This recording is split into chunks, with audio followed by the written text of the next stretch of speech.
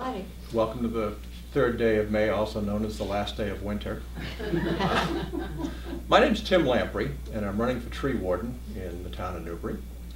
I don't think I ever realized how far back tree wardens go in Massachusetts. It goes back to the late 1800s. And legislature decided that each city and town should have a tree warden whose job is to oversee the care and protection of all the trees on municipal property. So anything that would be along a state road would be state obligation, but anything along roads in town, parks, schools, areas like that, would be the tree warden to oversee, to see if there is treatment that needs to be done, if there is pruning that would need to be done, and ultimately if something is very hazardous, to make sure that the tree comes down before it does damage to people or property. My background is I grew up in Amesbury and went to Amesbury High School. After I graduated from there, I went to Essex Aggie, and then after that I went to the University of Massachusetts, got my degree in park management. I graduated in 1974 and thought I had a job lined up in White Mountain National Forest, but if you remember back in 1974 was the first Arab oil embargo. So nobody went to the parks. So I said, well, I can take a job for the summer. I was engaged at that point in time, and take a job in a garden center. And as the old saying goes, the rest is history. So I've been in the lawn and garden industry since '74, so that's 42 years. And I kind of pride myself on being the person who knows what the issues are with plants, whether it's a disease that is something that a tree or a shrub can live with, or something that needs to be treated. So I figured that I could do something to help the town of Newbury with my knowledge on what trees need to be cared for, how to care for them, and take care of them. And so that's why I'm running for tree warden. So if anybody has any questions. Your business is Harbor Garden? Harbor Garden Center in On Salisbury. One there. Yep, Yeah, and you publish in the paper almost every week. yep. Helpful hints. Finished that this morning and sent it off to the Daily News, in tomorrow's paper. It's a weekly dose of guilt for things not done. Thank you so much. Yeah, well, it's generally what it is. It creates a honey-do list where men will come in on the weekend and say, my wife told me to come in here and get dot, dot, dot, dot, dot. And that was the job for the weekend. So a lot of men don't like me for that reason. Blameless? No.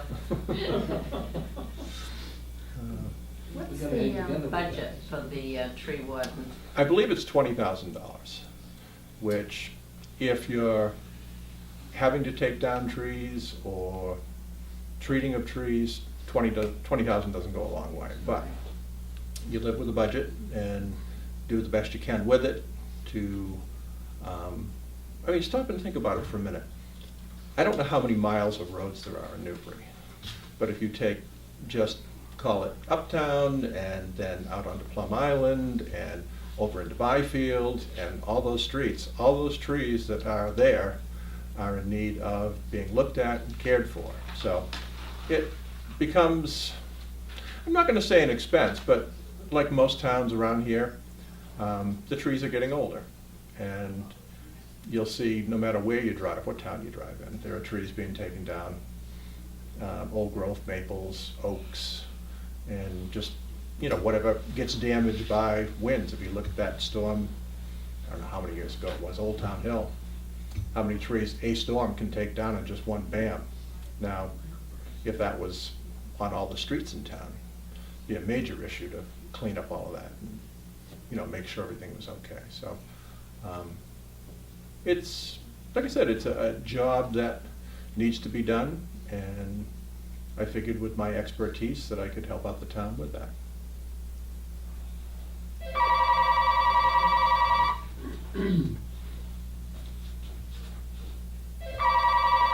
Is the tree warden Council on Aging, able Mrs. to Eunice. reach into the Department of Public Works, I don't know whether we style it, Who's calling, for please? assistance To be honest with Debris you, removal? I'm not sure.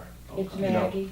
Okay. My thought is that once I would get elected, then I would start contacting people. It just kind of seems inappropriate at this point to step on the feet of the current Okay. tree warden and, but there are a lot of regulations, pages upon pages of regulations the state's put out for small towns. I mean, depending on the size of the town or city, there are different classifications on how tree wardens are appointed or elected. Most small towns, I think they're elected positions, but they can also be appointed by selectmen. So it's going to be a learning curve, no question about that. But I spent 2-3 summers on the tree Yeah. department in Amesbury growing up, summertime, and wound up climbing trees and pruning and doing all that. But like I said, it's the last 42 years of learning what are the problems that can confront trees. That would be good. Some of the things that look Because scary it's that come aren't, toward so far, and the yes, things that so need to be far. done. Like right now, Yeah. I think most of you, if you've Okay. got trees, have heard about the winter moth and that little caterpillar Yeah, but I just know, I'm leaving that. eating leaves on the oaks and maples. So, And I think about the only good news on that is that they have found a little, I think it's a fly, that lays eggs on the caterpillars and parasite on the caterpillar and kills them. So if that turns out to be something that the federal government deems is safe to release on a widespread basis, they did some on the blueberry crop up in Maine. They found out up there that in 1 year, it's like, gee, no blueberries. And that's not unusual for blueberries. But then the second year when it happened, the third year it happened, it was like, okay, something's wrong. And that's when they discovered the little caterpillar. It came over from England, wound up in Nova Scotia, and worked its way down the coast fairly quickly. So for people, there are biological sprays that you can spray on trees. But for a town to have to take a measure of spraying all the trees with that, you could probably eat up the budget in 1 or 2 streets just doing that. So in the meantime, it's just watchful waiting and see what's going to happen with the trees. Okay. And making sure that Thank you. Bye-bye. trees get taken care of the way they should be. And hopefully trees that have to come down, new ones can be replanted. And the old saying is you plant a tree for your grandchildren, and just make sure that future generations don't have to look at a book to see what a tree looks like.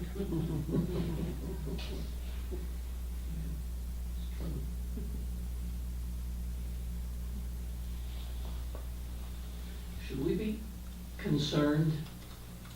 Of course we're concerned, but should we proactively thinking about these emerald beetles and these tiger striped longhorn? Well, emerald ash borer, the last I knew, had gotten as far as Haverhill.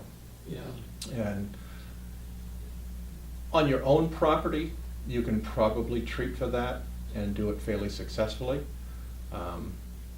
As far as treating every ash tree in town for emerald ash borer, the cost would be prohibitive. I mean, it's in areas in Ohio, for instance, when it hit there, and ash is used a lot in making handles, baseball bats. I mean, it devastated the trees out there because there were just so many acres of, call it, wild cultivated trees that they couldn't just treat. So the answer was they started cutting stuff down just to prevent the spread of it. Same way with the longhorn beetle out in Worcester. When that arrived, unfortunately, on wooden pallets that had merchandise on it that was shipped from overseas, and that introduced it into the United States, the same way with so many insects that get here.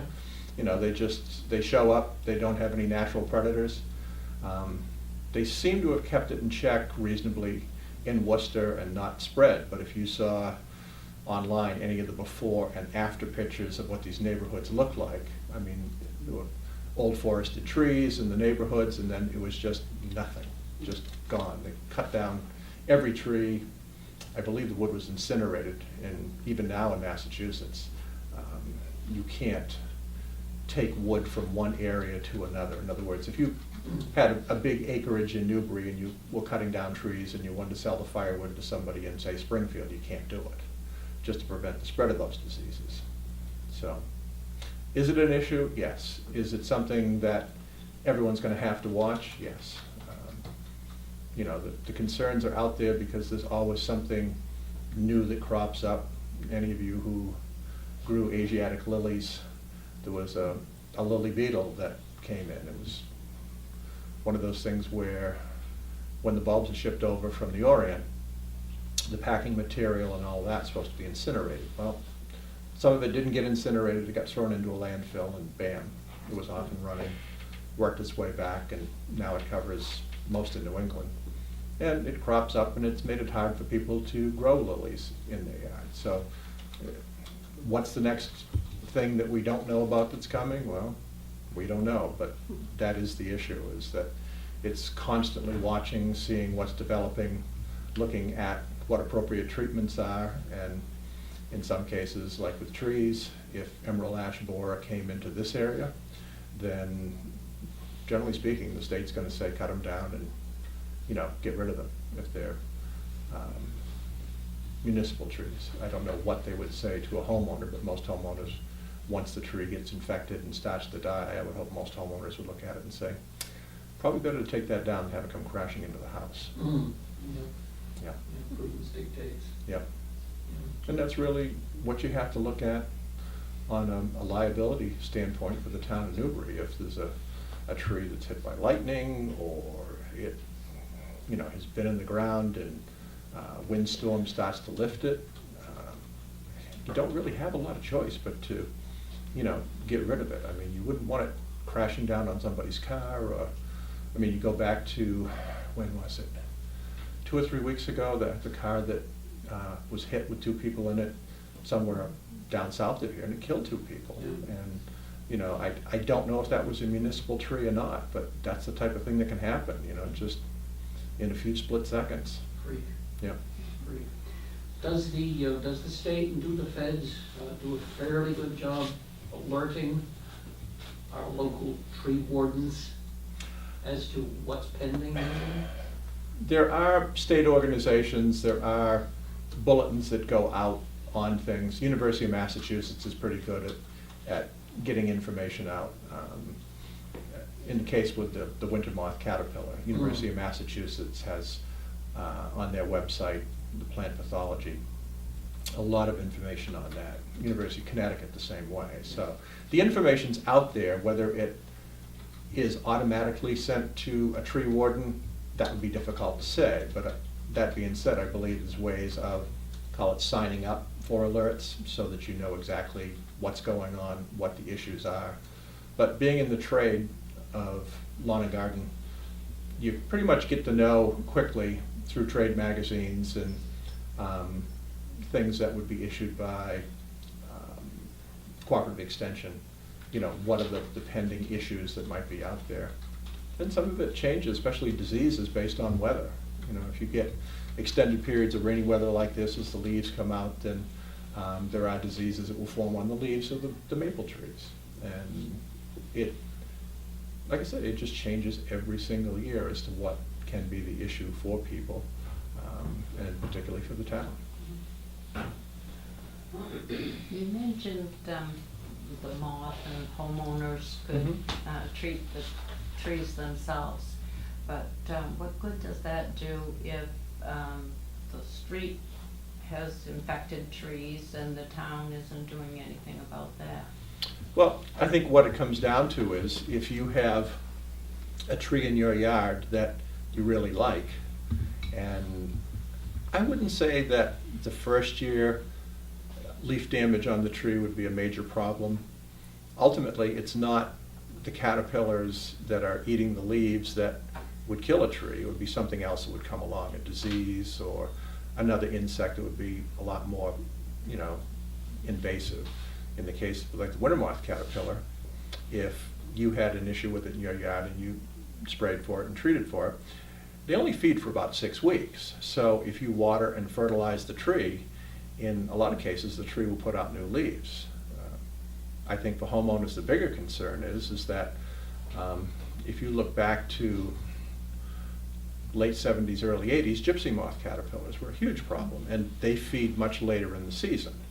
And so when they defoliate trees, it's more of an issue. But again, Mother Nature being what she is, there was a fungus that, I believe it was a fungus that came up, and just in 1 year, I want to say it was 83 possibly, that like 99.99% of the gypsy moth caterpillar, boom, wiped out in one season. And the next spring, people were like, where are they? And they haven't been an issue for 30 years. But last year, a lady came into the garden center and she said, oh, the winter moths are, eating up my trees. And it was late June, so I knew it probably wasn't that. And she, oh, I have a picture. And she showed me the trunk of a tree, and it was covered with gypsy moth caterpillars.